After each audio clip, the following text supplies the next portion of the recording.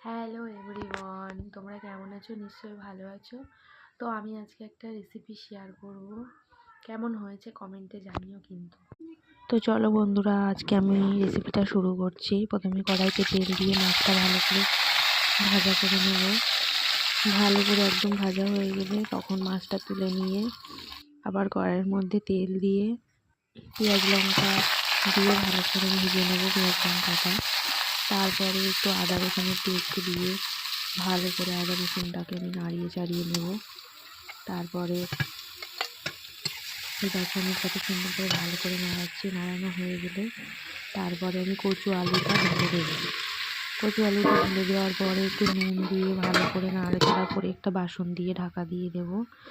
তারপরে বাসনটা কিছুক্ষণ পরে তুলে একটু হলুদ দিয়ে ভালো করে নাড়াচাড়া করে, আর আমি স্কিপ করে গেছিলাম, একটু লঙ্কা গুঁড়ো দিয়েছিলাম। ভালো করে নাড়াচাড়া করে তারপরে জল দিয়ে দিলাম। তারপরে বাসনটা খুলে তারপরে মাছ দিয়ে মশলা দিয়ে নামিয়ে